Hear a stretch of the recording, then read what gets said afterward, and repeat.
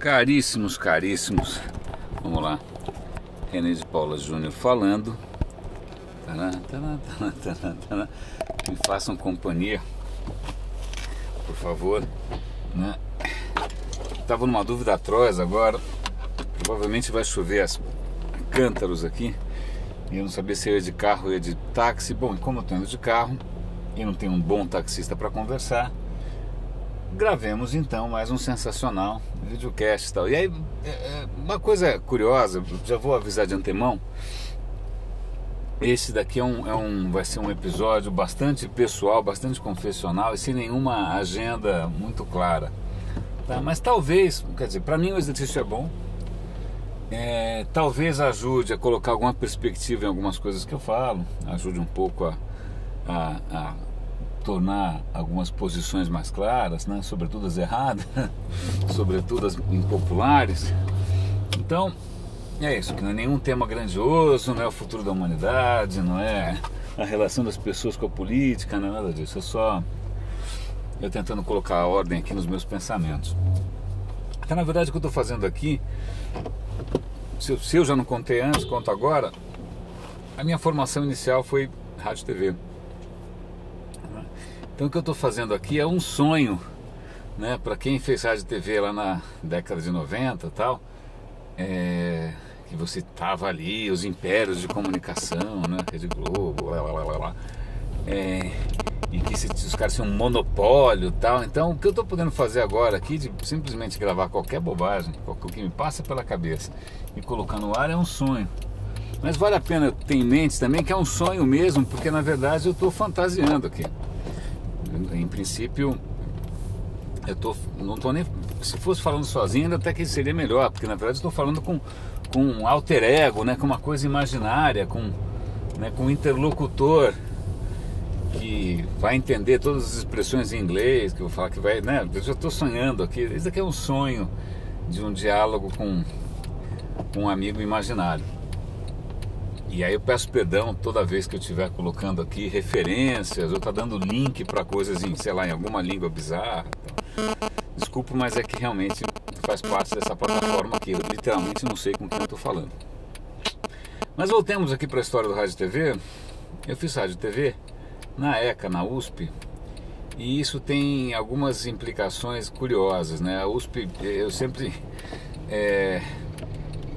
vou lembrar dessa metáfora. A USP para mim sempre foi um pouco Galápagos, assim, tipo, né, um ecossistema onde algumas coisas realmente aparentemente jurássicas continuam sobrevivendo e tal.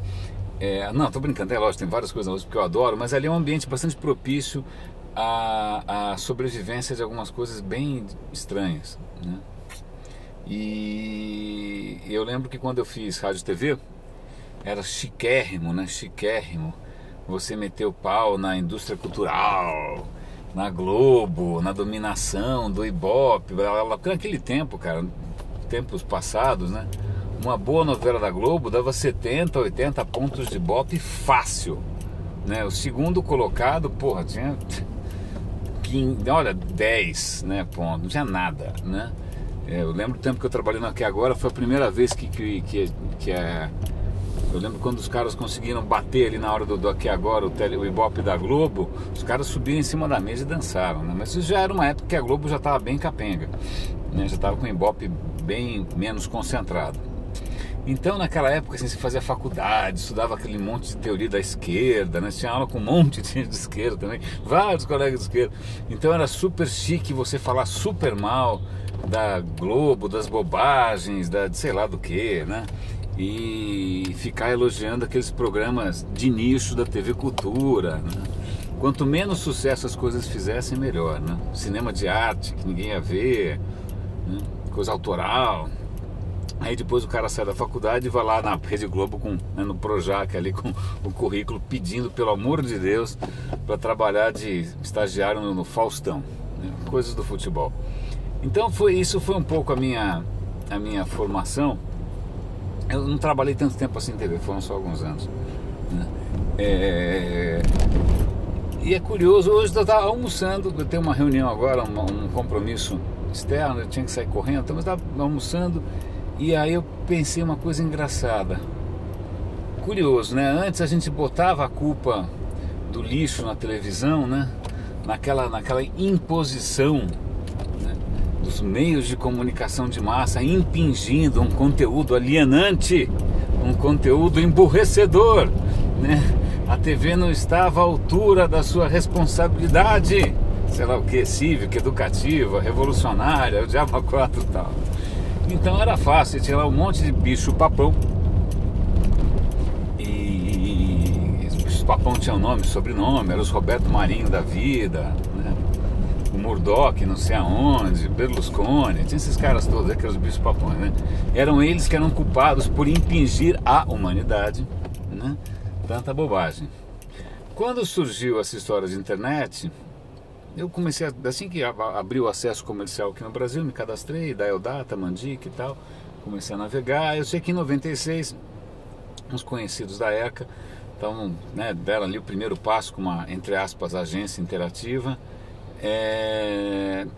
E aí eu joguei tudo pra cima e eu falei, pô, isso é revolucionário, né? Isso é super revolucionário, finalmente.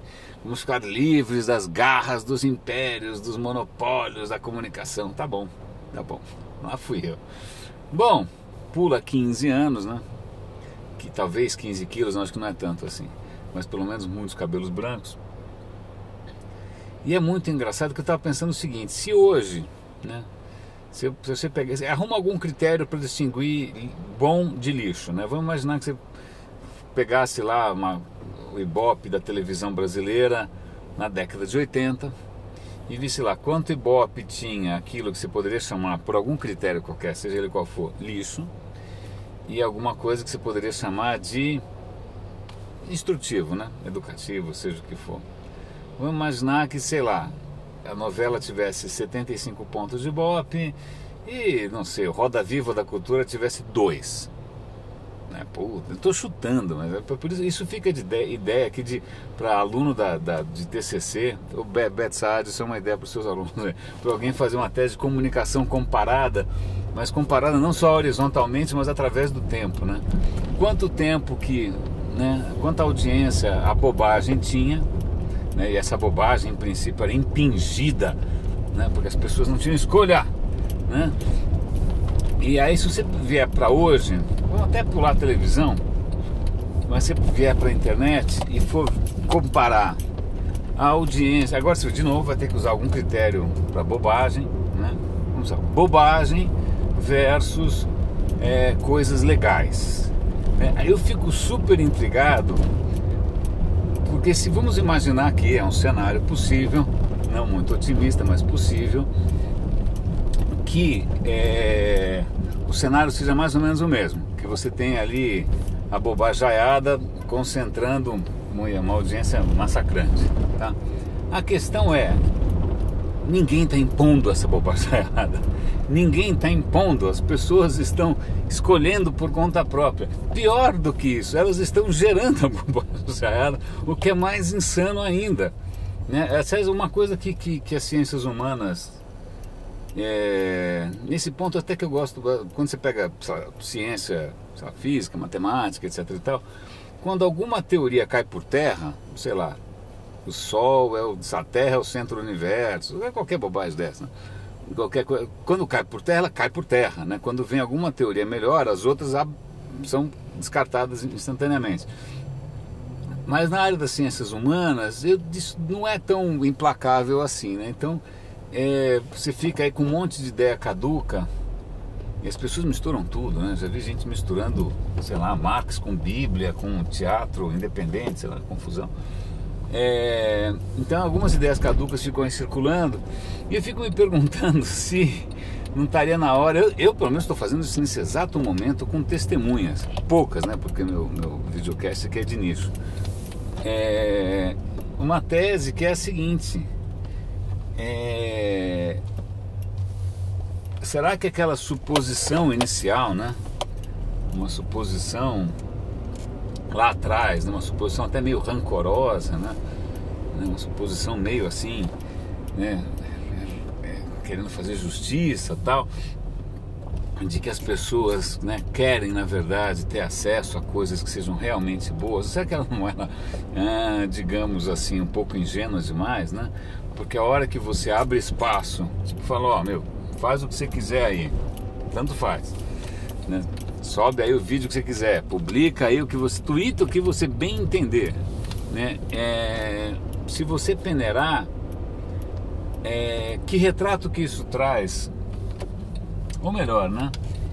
O que isso diz da nossa expectativa ou da nossa imagem do que é exatamente o que as pessoas querem, né?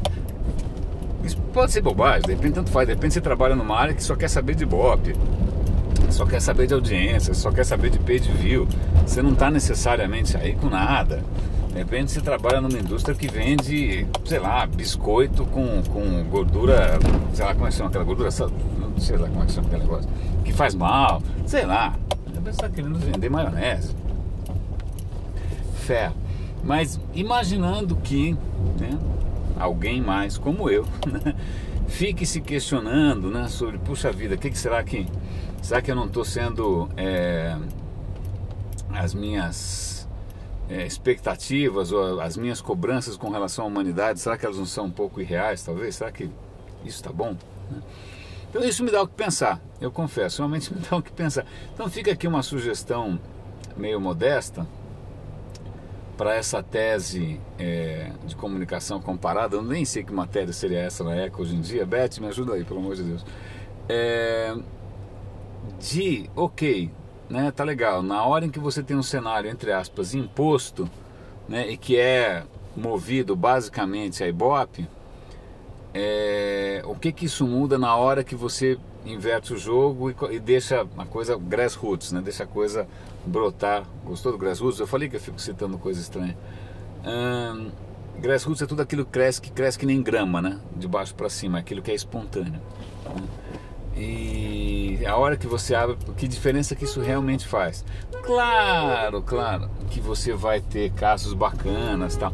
Não tô colocando, eu sei que um diabinho aqui na minha orelha vai ficar já esperando algum resultado escabroso e negativo, tal, né? E que muito provavelmente, talvez a proporção traga outro tipo de insight, né? Lá vou eu, outra palavra em inglês, outro tipo de ideia. Mas fica aqui essa provocação. Mas eu sei que de qualquer maneira para mim ainda é um pouco perturbador. E aí eu coloco, e não estou me colocando aqui de maneira alguma acima do bem e do mal, ou como o último guardião de qualquer coisa. Não, eu era o garoto que na hora do recreio ia para a biblioteca, tá? Então, assim, eu não sou uma boa referência. Eu não quero que ninguém deixe de ir no recreio, né? Deixe de, sei lá, jogar bola, essas coisas todas que eu não fiz, para passar na biblioteca lendo, seja lá o que for, né? Câmara Cascudo e o Folclore Brasileiro, sei lá, que é o que eu lia no primário, na biblioteca da Caetano de Campos. Não estou falando que eu devo servir de referência para nada. Ou que as pessoas devam, como eu, ficar publicando insanidades no carro, tweetando o dia inteiro, simplesmente porque tem um cérebro que não desliga, que é o meu caso. Isso é na verdade uma coisa freak, é uma coisa um pouco bizarra. Mas, de qualquer maneira, tendo colocado da maneira mais transparente possível as minhas próprias singularidades, para não dizer bizarrices, né? Até para temperar um pouco esse discurso, para não ficar um discurso, sei lá, ia falar patronizing, ai meu Deus do céu, paternalista, um discurso elitista, um discurso seja o que for, né? Então já estou assumindo aqui minhas bizarrices todas. E caso vocês cheguem a alguma conclusão e que queiram compartilhar comigo, eu agradeço. Vou aproveitar que o sinal está fechado, acho que é uma boa hora para a gente suspender aqui a conversa. Grande abraço, roda e avisa.